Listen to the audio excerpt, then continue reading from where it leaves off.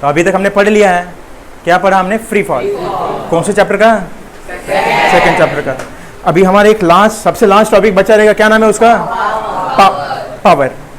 दो टॉपिक बचा है एक्चुअली, एक कंजर्वेशन ऑफ एनर्जी, कन्वर्जन नहीं है क्या, conservation of energy and power. तो सबसे पहले हम क्या पढ़ लेते हैं? पावर पढ़ लेते हैं। सबसे पहले क्या पढ़ लेंगे? पावर। क्या पढ़ेंगे? पावर। जब भी पावर देखोगे, power is denoted by letter P letter से डिनोट करते हैं उसको, है कि नहीं? है कि नहीं? अब आपको स्टार्टिंग में पढ़ा था पावर क्या होता है।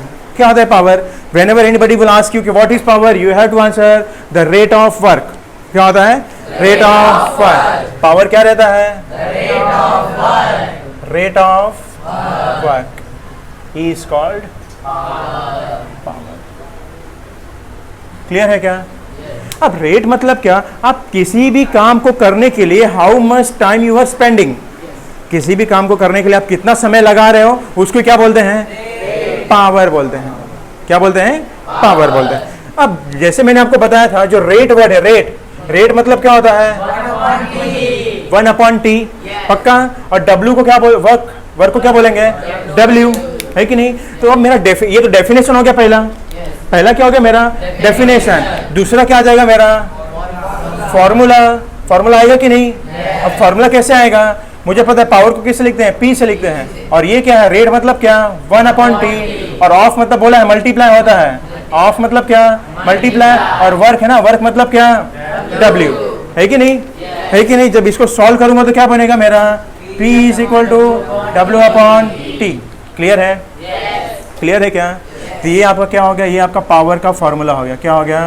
पावर का फॉर्मूला। पक्का? लेकिन बट हमने पढ़ा है, जितना आपके पास एनर्जी रहेगा आप उतना ही क्या करोगे? वर्क डन करोगे, है कि नहीं? जितना आपके पास एनर्जी, E फॉर एनर्जी, और ये क्या है? The rate of work depends upon the energy. कितना एनर्जी है आप उसके हिसाब से उतना ही काम कर पाओगे। According to that relation I have written E = W। E = W। तो ये मेरा इक्वेशन क्या बन जाएगा? देयरफॉर पावर का इक्वेशन क्या बनेगा? E/T भी बनेगा, है कि नहीं? और यहां से मुझे E का फॉर्मूला आ जाएगा। E का फॉर्मूला क्या आ जाएगा? P × T। क्लियर है क्या? पक्का? एनर्जी का फॉर्मूला क्या? Power × time. पक्का? अब मेरे पास फॉर्मूला आ गया। फॉर्मूला आने के बाद मुझे क्या निकालना चाहिए? यूनिट निकालना चाहिए। क्या निकालना चाहिए? यूनिट, है कि नहीं? अब यूनिट निकाल रहा हूं। यूनिट निकालने के लिए मुझे दो का यूनिट तो पता रहना चाहिए। मुझे यूनिट किसका निकालने का है? पावर का। फॉर्मूला क्या है? W/T। W का यूनिट क्या? वर्क डन का यूनिट क्या? जूल, है कि नहीं? जूल को किससे लिखेंगे? J से लिखेंगे। और T टाइम मतलब क्या? सेकंड को किससे लिखूंगा? S से। मतलब क्या? पावर का यूनिट क्या आ गया? Joule/second। और याद रखना, इसी Joule/second को क्या बोलते हैं? क्या बोलते हैं? क्लियर है? पक्का? पावर का यूनिट क्या आ गया? वॉट। पावर का यूनिट क्या हो गया? मैं लोग what is unit of power? What. समझ रहे क्या बोल रहा हूं मैं? What is unit of power? अरे मैं बता रहा हूं आपको कि what is unit of power. मैं बता रहा हूं ना आपको what is unit of power. Clear है कि नहीं? क्लियर है कि नहीं? कहीं पे एक लड़का ऐसे गया था इंटरव्यू के लिए, सामने से इंटरव्यू पूछता है what is unit of power? वो बोलता है व्हाट सर? वो बोलता है वेरी गुड। समझ रहे हो क्या बोल रहा हूँ? हाई लेवल का जोक है थोड़ा, समझ रहे हो ना? समझना ही बहुत बड़ी इंपॉर्टेंट है। अब बोला जाता है कि have you ever seen your meter, electric meter? सबके घर में है कि नहीं? किसके घर में नहीं है? अब नहीं रहेगा फिर भी नहीं बताओगे। आपके घर में इलेक्ट्रिक मीटर रहेगा, उसमें रेड कलर का लाइट जल रहा है। अरे जितने लोग रेड लाइट बोल रहे नहीं है घर में मीटर, ग्रीन लाइट जलता है। रेड लाइट नहीं जलता है मीटर में, ग्रीन लाइट जलता है। जितने लोग ने रेड बोला मतलब नहीं है। ग्रीन लाइट जलता है। आप उसको ध्यान से कभी ऑब्जर्व करना, वो आपको टाइम भी बताता है, डेट भी दिखाएगा, और लास्ट में लिख के कुछ तो यूनिट आता है KWH लिख के आता है कि नहीं? KWH लिख के आता है कि नहीं kWh। अब तो देखा जाएगा ना, हमको पावर जो मेजर करना है, पावर को किस में मेजर करते हैं, वॉट में। लेकिन बट ये जो वॉट है ना, what is very small unit. क्या है, बहुत छोटा सा यूनिट है। कौन, वॉट। वॉट बहुत छोटा सा यूनिट है, इसलिए इसको मेजर करने के लिए, किसको मेजर करने के लिए, पावर को मेजर करने के लिए बड़ा सा यूनिट यूज किया जाता है। उस बड़े से एनर्जी को, बड़े से यूनिट को क्या बोलेंगे, किलोवाट। क्या बोलेंगे, किलोवाट। क्या बोलेंगे, किलोवाट। तो बोला है कि watt is very small unit, therefore kilowatt is used to measure electric power. समझ रहे हो क्या, इलेक्ट्रिक पावर मेजर करने के लिए इसलिए क्या यूज करते हैं, किलोवाट यूज करते हैं। पक्का, पक्का। अब हर घंटे में कितना पावर यूज कर रहा है वो, इसलिए क्या लगा देते हैं, किलोवाट आवर लगा देते हैं। क्या लगा देते हैं, kWh। kWh मतलब क्या है, किलोवाट आवर। पक्का, पक्का। एक घंटे में कितना पावर यूज कर रहा है, वही क्या है, उसका यूनिट है। पक्का। तो आप अपने मीटर का जब बिल देखा रहेगा, आपका बिल जब आता है तो उसमें यूनिट लिख के आता है, उसमें kWh लिख के नहीं आता है, कितना यूनिट यूज किया है। तो कितना यूनिट यूज किया है वो डिपेंड करता है, 1 यूनिट इज इक्वल टू होता है 1 किलोवाट आवर। कितना होता है, 1 किलोवाट आवर। क्लियर है, पक्का, पक्का समझा। अगर 10 किलोवाट आवर गया तो कितना यूनिट होगा आपका, 10 यूनिट होगा। 100 किलोवाट आवर गया तो कितना होगा, 100 पावर। पक्का, पक्का कि नहीं। अब कन्वर्जन आता है कि सर 1 किलोवाट आवर में कितना वाट सेकेंड होगा। तो हमने पढ़ा है किलोवाट, 2 यूनिट है ना, देखो किलोवाट है और आवर है। 1 किलोवाट में, और जब भी हमने पढ़ा है, जब भी आप सुनोगे किलो, क्या सुनोगे, किलो मतलब क्या होता है, 1000 होगा। तो 1 किलोवाट में कितना वाट होगा, 1000 वाट है कि नहीं, 1000 वाट होगा। इनटू आवर है, यहाँ पे आवर h, 1 घंटे में कितना सेकेंड, अरे 60 into 60 second, 60 into 60 second. Clear है, पक्का। ये कितना बनेगा, 1000 वाट इंटू 3600 सेकेंड, है कि नहीं। जब इनका और इनका मल्टीप्लाई करूंगा, कितना जीरो है टोटल, 1 2 3 4 5 4 5 5 जीरो है कि नहीं। तो 36 इंटू 10 पावर 5 लिख सकता हूं क्या, और वाट इंटू सेकेंड। क्लियर है, क्लियर है। अब 36.5 है, इसी को आपके बुक में मेंशन किया 3। अगर डेसिमल पॉइंट अभी यहाँ पे है, अभी एक लेफ्ट में ले रहा हूँ, क्या हो जाएगा, 3.6 इंटू 10 पावर 6 वाट सेकेंड हो जाएगा। क्लियर है क्या। तो इसलिए देयरफॉर 1 किलोवाट आवर में कितना वाट सेकेंड होता है, 3.6 इंटू 10 पावर 6 वाट सेकेंड होता है। क्लियर है, क्लियर है, पक्का, पक्का, क्लियर है।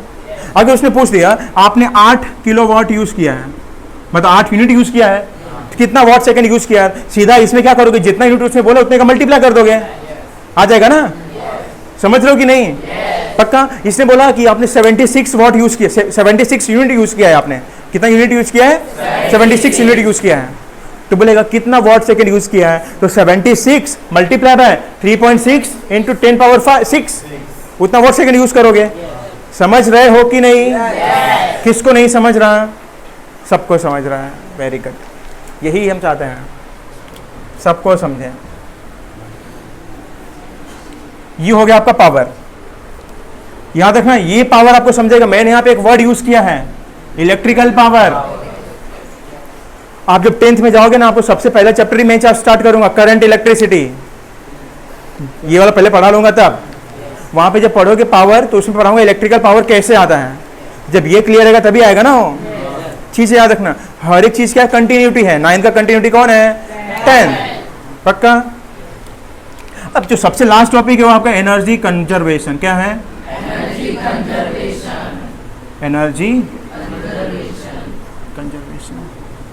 इसको ही हिंदी में बोला जाता है ऊर्जा की अविनाशता का नियम। क्या बोला जाता है, ऊर्जा की अविनाशता का नियम।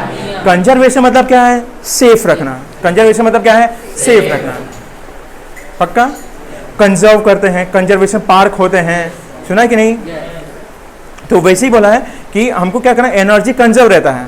अब law of conservation of energy क्या है, तो एक इस एनर्जी कंजर्वेशन के ऊपर ना एक लॉ बना दिया, एक नियम बना दिया गया, उस नियम को बोला जाता है law of conservation of energy. वो नियम बोलता है कि एनर्जी नीदर बी क्रिएटेड, क्या बोलता है, energy neither be created nor be destroyed.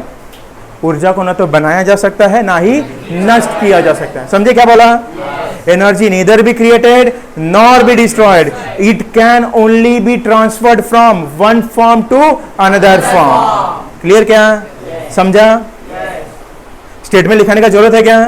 आपके बुक में स्टेटमेंट दिया है, यू कैन राइट, चलो लिख लो। क्या बोलता है? Energy can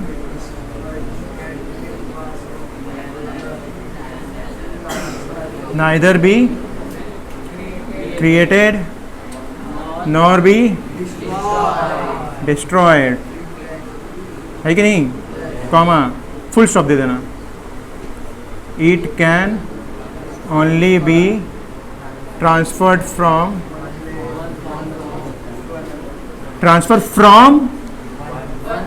one form to another form। Clear है कि नहीं? अब एक चीज याद रखना, फ्रॉम और फॉर्म में डिफरेंस है, यही चीज मेंशन करना है। तो उसने क्या बोला, एनर्जी को ना तो बनाया जा सकता है ना ही नष्ट किया जा सकता है, केवल एक प्रकार की ऊर्जा का दूसरी प्रकार की ऊर्जा में रूपांतरित किया जा सकता है। क्लियर है कि नहीं? कोई पूछेगा what is law of conservation of energy, तो बोलने का energy can neither be created not be destroyed, it can only be transfer from one form to another form. Clear है क्या? पक्का? पक्का? जैसे अगर मैं बोल रहा हूं सर, आप जब बोल रहे हैं तो चीजें हमको सुनाई दे रही है, मतलब यू आर एमिटिंग एनर्जी, आप एनर्जी निकाल रहे हो और एनर्जी हमारे तक आ रही है। तो आप सर, आप तो जो एनर्जी निकाल रहे हो वो कहीं ना कहीं आज पूरा डिस्टेंस तक तो नहीं जा पा रही है, कहीं ना कहीं जाके खत्म हो जा रही है। तो कैसे फॉलो करता है? नहीं फॉलो कर रहा होगा। मतलब मैं बोल रहा हूं कि मैं एक ऐसा डिवाइस ला दूं, या मैं जो भी चीजें बोल रहा हूं वो कहीं पे स्टोर होगा क्या? तो फिर ये जो लॉ बना नहीं फॉलो करना चाहिए। ये लॉ तो ऐसे नहीं बना दिया है। अगर फ्यूचर में मैंने कोई ऐसा मशीन ला दिया कि वो क्या करे, अभी मैं जो चीजें बोल रहा हूं वो वेव फॉर्म में जा रही है, आपको जब साउंड पढ़ाऊंगा तब पता चलेगा, वेव के फॉर्म में जा रही है। अब वो वेव के फॉर्म में कहीं ना कहीं जाके ट्रैवल कर रही हो, एक ऐसा मशीन ला दिया जो क्या करे कि साउंड को डिटेक्ट कर पाए, साउंड को क्या करे, डिटेक्ट कर ले। तो मैं आज जो बोल रहा हूं 100 साल के बाद भी सुन सकता हूं मैं, अगर मशीन आ गया तो इस लॉ के हिसाब से। यही बोल रहे हैं ना एनर्जी? पक्का? अब सिंपल सा एग्जांपल ले लो, मैंने आपको कोलिजन वाला पढ़ाया था, मोमेंटम वाला पढ़ा था कि नहीं? Before the collision, after the collision same रहता है। मतलब क्या हुआ, जब दोनों ट्रक साथ में साइड से आ रहे थे तो भी उनका दोनों का एनर्जी क्या था? अगर दोनों की एनर्जी को प्लस करता तो सेम था।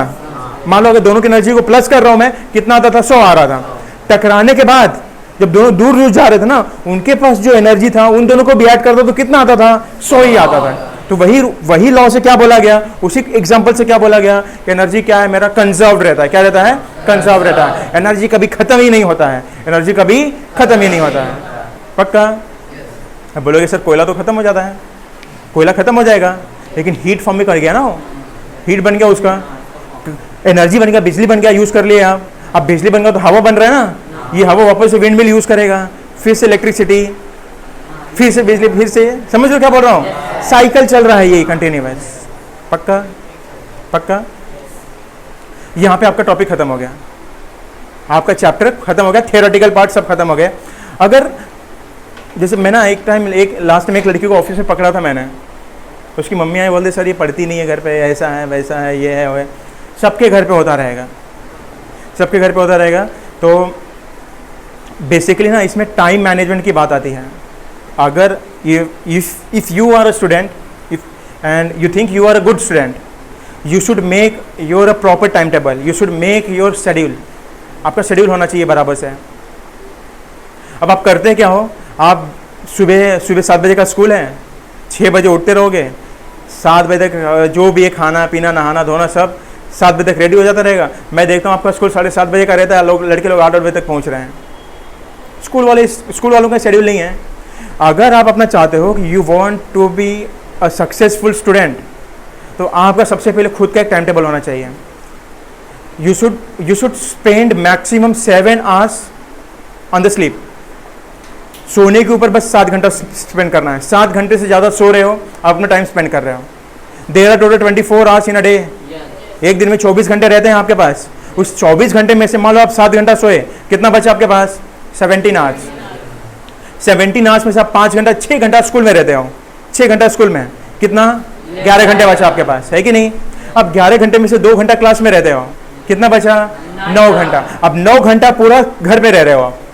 अब उस 9 घंटे में से क्या 9 घंटा खाली घर पे रह रहे हो? क्या सो चुके हो आप अभी उसके अंदर? 9 घंटा खाली घर पे हो, उससे 2 घंटा स्कूल का होमवर्क, 3 घंटा स्कूल का होमवर्क करने में जाएगा. बचा कितना अभी भी? 5 घंटे. अब इस 5 घंटे को आप कैसे यूटिलाइज कर रहे हो, इट्स अप टू यू. यही 5 घंटा डिसाइड करेगा कि आप कहाँ पे पहुंचोगे फ्यूचर में. अब इसमें से बहुत लोग रहेंगे 5 घंटे में सोच रहे हैं यार 2 घंटा पढ़ लिख लिया ना, गधा मजूरी कर लिया, हो गया काम मेरा. आप क्या है, आप मोबाइल उठाता हूं मैं, खेलता हूं मैं. मोबाइल उठाओ, कोई अच्छी चीजें देखो उसके अंदर, आपसे टॉपिक से रिलेटेड कुछ चीजें देखो. साइंस एग्जीबिशन होता है, उसके रिलेटेड चीजें बनाओ. आप देख रहे हो गेम खेल रहे हो, किसी गेम का वीडियो देख रहे हो, ये सब कर रहे हो, ये सब कर रहे हो. अब बोलोगे सर 5 घंटा तो कैसे पढ़े हैं? आप शेड्यूल बना लो कि मुझे को अब 5 घंटे में लिखना नहीं है, बिल्कुल भी पढ़ना है, बस क्वेश्चंस लर्न करना है. चीज़ें पढ़ो, लर्न करो, पढ़ो, लर्न करो. 5 घंटे में हर एक घंटे में सब्जेक्ट चेंज करो. अगर आप आपका ब्रेन बोलता है यार बोर हो गया हो पढ़ते पढ़ते, तो ये आपका अभी का कंडीशन है. अपने ब्रेन को समझाओ, तू बोर हो गया है, किससे बोर हुआ है? साइंस है ना, चल मैथ्स उठा, मैथ्स पढ़. मैथ्स से भी बोर हो गया, चल हिस्ट्री उठाओ. ये आपका कंसेप्ट होना चाहिए. आप जब तक अपने ब्रेन के चक्कर में रहोगे ना, आपका ब्रेन आपको बेवकूफ बनाएगा. ब्रेन को काम पे लगाओ. नहीं तू थक गया है, घूमने नहीं दूंगा लेकिन तेरे को तो घूमेगा तो क्या करेगा? बस देखेगा वो कैसा कपड़ा पहना है, कहाँ पे घूम रहा है, कौन घूम रही है, कौन क्या कर रहा है. यही करोगे ना, देखोगे रोड पे निकलोगे और क्या करते हो. ब्रेन को घर पे बैठा के रखो, टाइम यूटिलाइज करो. बोले चल पढ़ना है, तेरे लिए अभी यही जरूरी है. बड़े हो गए तो रोड पे ऐसा करना ही है, जब नहीं करेंगे तो तब तो रोड पे बहुत घूमना है. समझ लो क्या बोल रहा हूँ मैं. Time is precious, time नेवर्स come back. कभी कभी बैक नहीं आएगा कि अरे तूने छोड़ दिया था, तू 9th फेल हो गया था, चल तेरे को वापस से पढ़ा लेता हूँ मैं, तेरे लिए 1 साल पीछे चला जाता हूँ. कभी नहीं आएगा ये. समझे क्या? पॉज करता हूँ, इसका रील्स बनाऊंगा